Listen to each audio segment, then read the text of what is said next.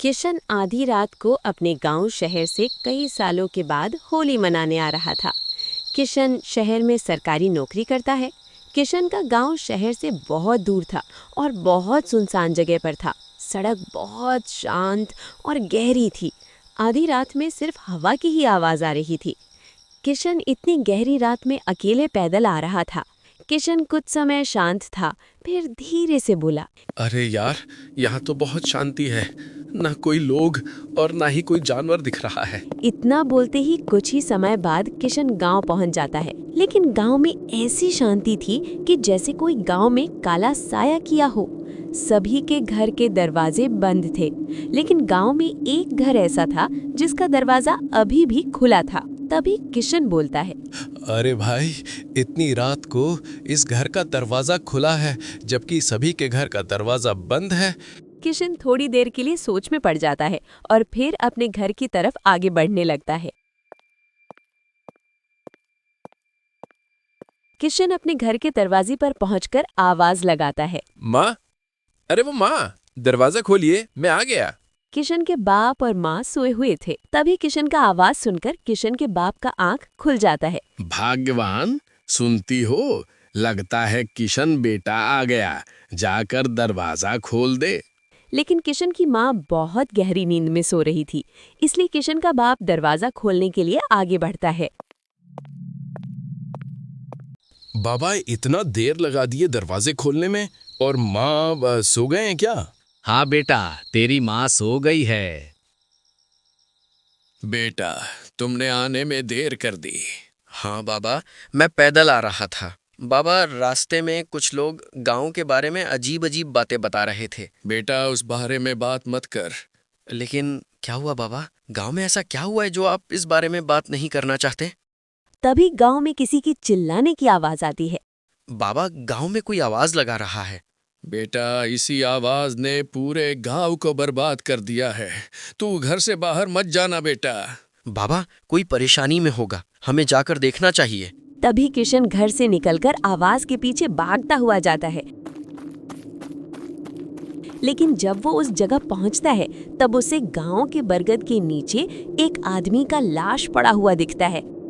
किशन आदमी का लाश देखकर चौंक गया और बोला, अरे भाई, ये तो किसी आदमी का लाश है। लेकिन आदमी के शरीर में कोई निशान नहीं था।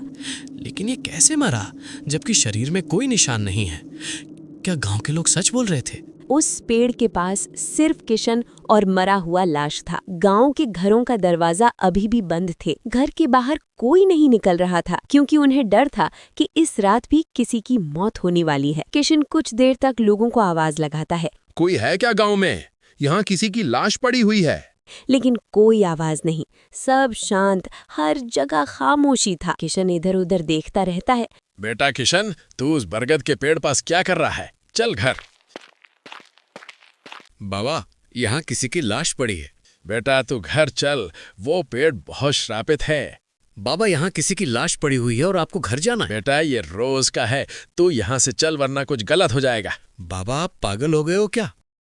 तू यहाँ से चल, बात खत्म। तभी दोनों वहां से घर चले जाते हैं।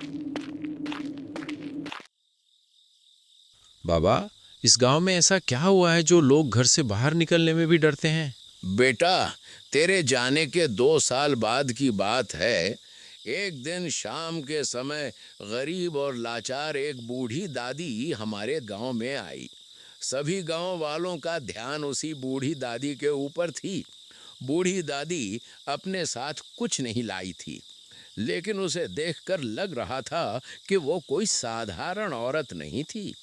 बेटा, मैं और तेरे काका, मामा और चाचा चारों बैठे हुए थे। तभी बूढ़ी दादी हमारे पास आई और उसने कहा, बेटा, इस गांव में बरगद का पेड़ कहाँ है? सब लोग बूढ़ी दादी का बात सुनकर हैरान हो गए। दादी, आप हमारे गांव में नई लग रहे हैं। कहाँ से आई हैं आप? बेटा, मैं आज से 100 साल पहले इसी गांव में रहती थी। दादी, आप 100 साल तक जिंदा हैं।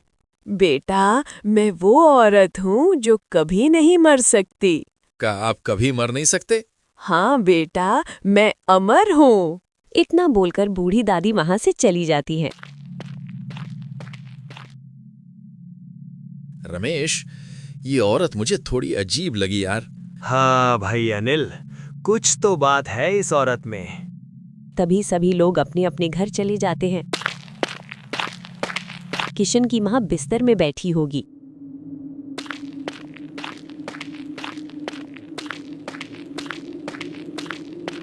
अरे आरती, खाना लगाओ भाई, बहुत भूख लग रही है। ये जी सुनो ना, कल आप मेरे लिए एक साड़ी लेकर आओ, मुझे होली में अपने मायके जाना है।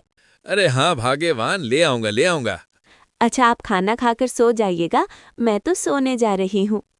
इतना कहते ही आरती सोने चली जाती है। तभी आधी रात को उसी बूढ़ी दादी की आवाज आती है। सभी गांव वाले उस बरगद की तरफ भागने लगे। जैसे ही लोग बरगद के पेड़ के पास पहुंचते हैं, बूढ़ी दादी कुछ मंत्र का जाप कर रही थी। लोग उसे देखकर हैरान हो जाते हैं। अरे दादी, तुम ये सब क्या कर रही हो? मैं तुम सबको अमर बना सकती हूँ बेटा, जो कभी नहीं मरेंगे। काका, ये औरत क्या बोल रही है?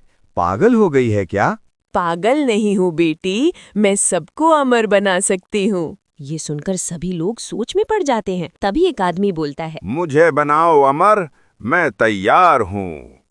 बेटा, मेरे पास आकर बैठ।